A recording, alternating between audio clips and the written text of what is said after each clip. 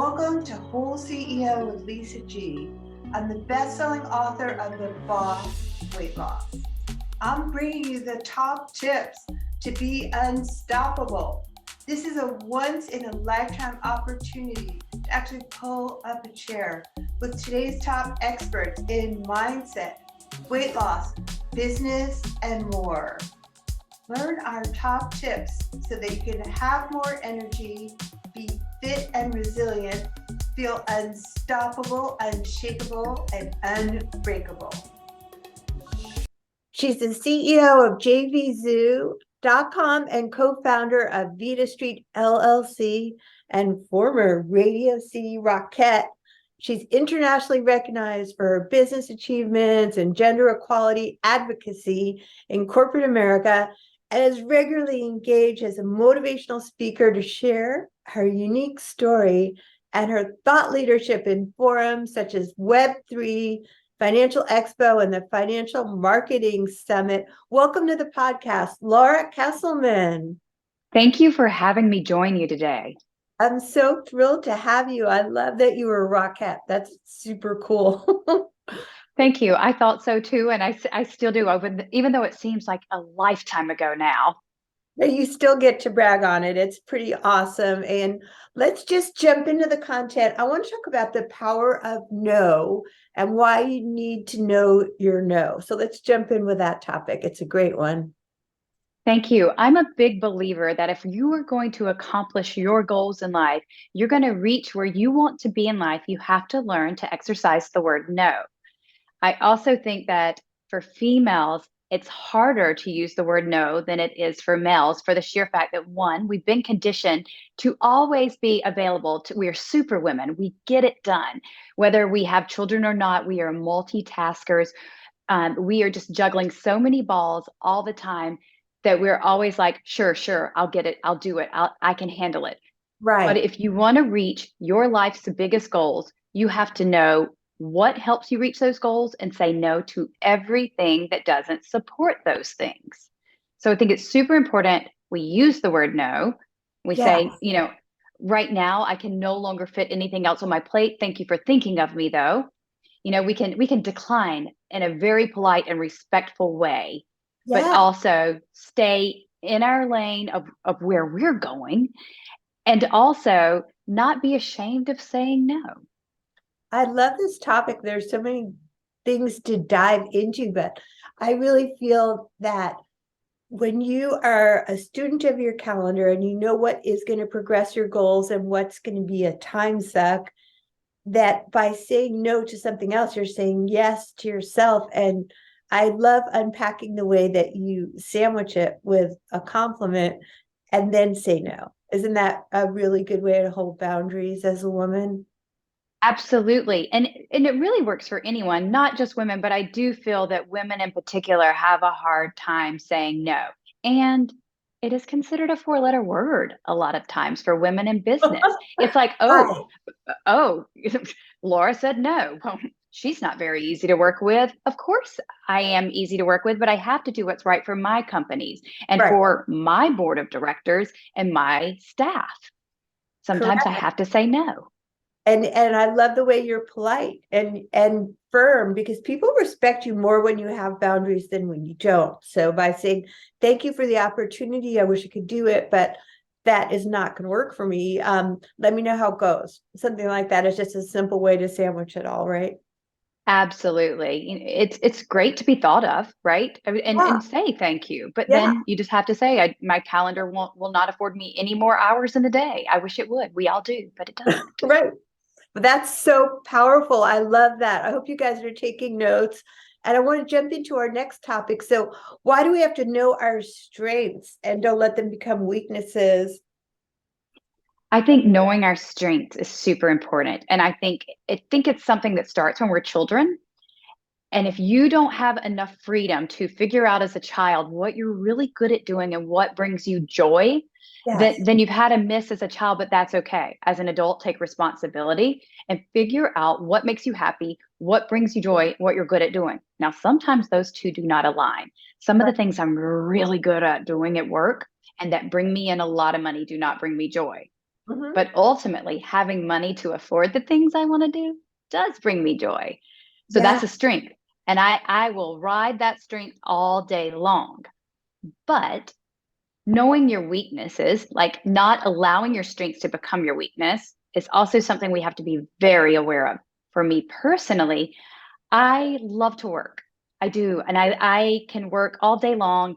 I can work into the night hours. I put my daughter to sleep and I can go back to work, which means I forget to turn off. I forget to take time for myself. I Right. forget that I need to recharge and that I am burning the candle at both ends for so long that if I don't consciously tell myself it's time for a break, I will burn out. Yes, we've all been there. I mean, these are such great topics also too to unpack. This time of year, I don't know when you guys will be listening to this, but it's such a great time to reflect on what are your strengths, what are your weaknesses, how can you sometimes maybe hire out your weaknesses so that you can focus in on your strengths and realize that we're burning out. It's such a topic. I've been there. I know after the pandemic, I felt so isolated and before the podcast, we were talking about I'm from New York too, and originally, I think we obviously as a Rockette, you spent some time there, and Sure did. I got the opportunity after being locked down to go back and visit some friends and work remotely and just enjoy my life. And ever since then, there was a real upside and a silver lining to the pandemic for me. I reassessed my values, focused more on my relationships, and it's paying off in dividends. I really think your network is your net worth, isn't it? It absolutely is. And I think it's so important that we learn what we're very good at doing, utilize that to our strength, but that we also have to remind ourselves once we're adults that there's not a parent saying it's bedtime now, right? There's no one telling us time to turn the TV off, time to turn your laptop off. We have to be our own advocates then to say, this is what's best for my health now. And so that we don't let the things that we're best at doing now then become our weakness in life. I love that vantage point, and I'm speaking for myself. I know that will really help me because self-leadership is having boundaries with other people and with yourself. So when you know you Absolutely. shouldn't be staring at a screen instead of relaxing, have timers, have reminders, have people gently remind you, just so you know. Absolutely. For me, teaching self-leadership, I have to keep my word to myself to be an example of that, because I believe people are noticing. They watch when you lead yourself first and you prioritize having that elusive, doesn't exist, but work-life balance. I agree. At JV Zoo, I pay my employees to work out. And sometimes it's I pay them cash. Sometimes it's they get to pick what they want to have each month. Sometimes they're like, no, we want this cool water bottle that lights up and reminds us when to drink water. There's different things that they'll pick as the prize for working out the minimum amount of times that month. But I always work out, and then we have a fitness group and I drop the proof that I worked out each day, because if you're not leading by example, then how are you to tell other people what to do? I agree. And I'm so glad that you prioritize fitness as much as I do. It's always been something like when I have so many things going on right now in my life, it's so grounding for me to stay fit, stay active, and remind myself to breathe and meditate too. And with all that you have going on, with all your companies and your family, how important is it to have a plan and stick to the plan? So I am a big believer in the plan. Oh my gosh, I plan out everything. I start by planning out my year's goals. I break them down into my quarterly goals, then my monthly goals. And I don't end a day without a checklist of here's where I have to start tomorrow. And I don't start a day without reviewing my checklist so that I know. And I personally work my plan and check off everything every day. I love the small wins in life. So I check off everything on my list and feel like for each check I'm winning. I don't need, an award. I don't need people cheering for me, but I'm giving myself a little pat on the back every check on my list every single day. I love your example of leadership because without an evening routine that includes planning for the next day, and without a morning routine with reminding yourself of what the plan is, then it's harder to stick to the plan if you get caught up. And I know I have ADD at times with all the things I'm trying to do. So I need to have a morning routine.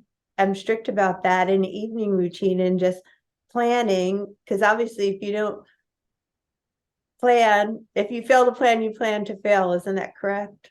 That's so correct. And I think too, life throws us so many curveballs, Right. things that we didn't plan for, and they're not all bad. They just weren't on the to-do list. They weren't in our list of plans. So if you aren't prepared for your own day to get Yeah. everything that you need to get accomplished done, there's no way that you will, especially when life is just happening, whether that's you hitting red lights on the way to work, the train's running behind, your kid is sick. There's so many things that just happen, and that's before your work day has even started, that you just have to be prepared. For me, I read through everything that's on my to-do list the night before, so I'm mentally prepared for the day right when I wake up. I already know what's happening, and everything else that just happens I squeeze it in. I know when I can fit it in. That's so good to know, that what is controllable, what isn't controllable, and have some flexibility. Although you're sticking to your plan, life happens when you're not paying attention. And I guess you got to also allow yourself grace that you have the plan, you're sticking to the plan, and an emergency happens. And then can you just put it into the next day plan if you have to? Absolutely. There are times that I do have to move things over. I try every day to complete my checklist, but there Yeah. are times that sometimes it's not even my own fault or life's fault. It's that I'm waiting on another company, a third party, to get back to me. And Yeah. even though they said it would be this day, it's not. So I send a follow-up little reminder, nudge email, and then it gets moved to my to-do list tomorrow. Not much you can do about it other than keep following the plan. Yeah. I love having a plan and allowing myself grace to understand that if I didn't do as well with something, I can do it better the next day, move it over, and just be a student of my calendar. I love having goals and setting goals, but also knowing that you did your best and you can move it to the next day. Because I think being hard on yourself isn't going to accomplish anything, is it? No, I don't think so either. I was just speaking with a mental mastery coach Yeah. who was saying that we review things by saying, what was great? What was good? What can I do better? And I love that approach too. And I've been making sure, and I think I naturally utilize that. I Yeah. mean, I'm not going to kid you. There are times that I'm just like, oh, that was bad. It was so bad, right? But So, I mean, just today, I didn't do everything perfectly, but I allow myself grace to enjoy the moments and have a sense of humor. And what was great yes. is such a good way to look at things. It's so optimistic, what was good. And then I need to also be real and honest with myself at the same time, allowing the grace and being like, what can I do better? What can I do better as opposed to what was bad, right? It just is a different way of looking at things, and it's a nicer way of treating yourself. Yeah. Well, I love all of your tips and you're so successful. And tell us more about everything you do and where can people find you? Absolutely. So I'm running multiple companies. I'm consulting with other companies. My book, Trust Your Increments, where I talk about actually every single one of these things because it's about how small, consistent steps can lead to success, is Yeah. being released this March. It's already available for pre-order. And you Wow. can find me at lauracasselman.com. Well, you were a fantastic guest. I'm so thankful that you were a part of this podcast today. Thanks, Laura Casselman. Thank you for having me. Thanks for coming to Whole CEO with Lisa G. After over 20 years helping people lose weight and get fit, I'm so excited to announce that I found the missing link with my coaching. Message me if you want to learn how to look better, feel better, and go faster with a master. Lisa G at lisagfit.com.